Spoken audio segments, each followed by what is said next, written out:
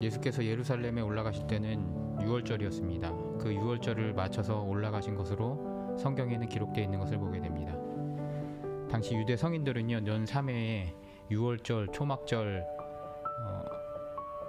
초실절을 맞춰서 예루살렘으로 향하였다라고 그렇게 기록되어 있는 것을 보게 됩니다. 예수님께서도 여느 장정들과 같이 전통을 지키려 이 여정을 시작하셨고 예루살렘에 도착하셨던 것을 우리는 보게 됩니다. 예수님은 태어나셨을 때도요, 명절이라 묵을 곳이 없어서 마구간에 지내셨지만 마지막 6월절에도 명절이라 사람이 붐비어서 무교절을 지낼 자리가 없었던 것으로 그렇게 보여집니다. 인간의 눈에는요, 항상 거창한 계획 없이 즉흥적으로 움직이시는 예수님의 모습으로 보입니다만, 그렇지만 예수님께서는 항상 기도로 움직이시고 모든 것이 계획이 되어 있는 것을 오늘 장면을 통하여서 우리는 봐야 합니다. 첫 번째 사건은요, 대제사장과 서기관의 계획입니다. 이들은 성전에서 예수님께 치욕을 당하고 그들의 사업 계획이 모두 들통나는 모욕을 당하게 됩니다.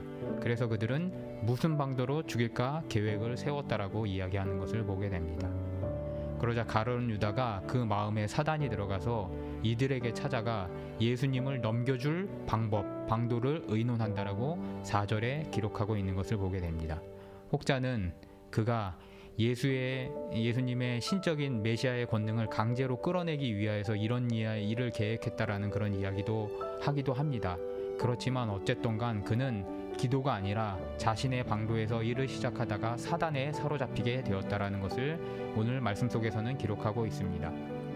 여기서 대제사장과 가룟 유다는요, 방도, 계획이라는 닷에 묶여서 사단의 계획에, 사단의 항구에 묶여져 있는, 함께 묶여져 버리는 그런 광경을 누가는 우리에게 보여주고 있습니다. 인생의 계획과 방도가 우리 삶의 윤택함을 제공할 수 있습니다.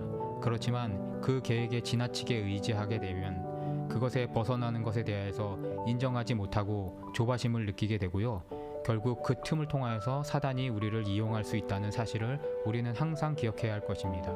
계획을 세우되 그 계획을 주관하시는 분이 하나님인 것을 인정하는 그런 삶을 우리는 살아나가야 할 것입니다.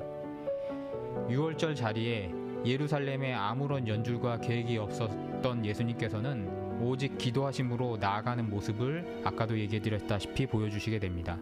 예수님의 목적과 계획은요, 친히 6월절 어린 양으로 우리를 위하여서 희생하는 것, 그것 하나뿐임을 보여주고 계신 것입니다. 제자들에게 명령하셔서 6월절 식사를 준비시키십니다. 그리고 말씀하시기를 성내에 들어가서 물동이를 지고 나르는 무리 중에 여자가 아닌 남자를 따라가서 집주인에게 방을 내어달라고 명령을 하십니다. 남자가 물을 깃긴 했지만 대부분 여자가 물을 깃는 것이 관례였습니다. 그 중에서 특별한 사람을 하나 찾아서 따라가라는 것입니다. 아마 이 코스는 성내에 있는 실로암 샘물로부터 요한이라 불리는 마가의 집으로 그렇게 코스를 추정하는 것을 보게 됩니다. 예수님은요, 계획이 없는 듯 보이셨지만요, 기도함으로 길을 보여주셨고 이 일들을 통하여서 그의 교회를 세우시는 주춧돌, 초석을 마련하셨던 것으로 우리는 기억해야 할 것입니다.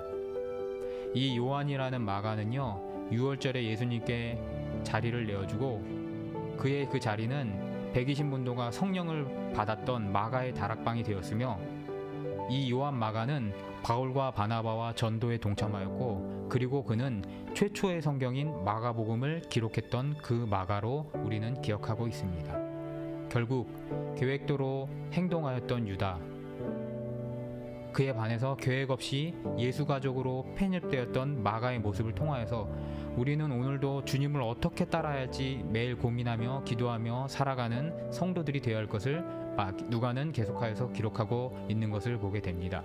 사랑하는 성도 여러분, 지나친 계획에 의지하지 마시고 하나님 앞에 기도함으로 나아가시는 축복 있기를 주님으로 축복하면서 오늘 말씀을 마치도록 하겠습니다.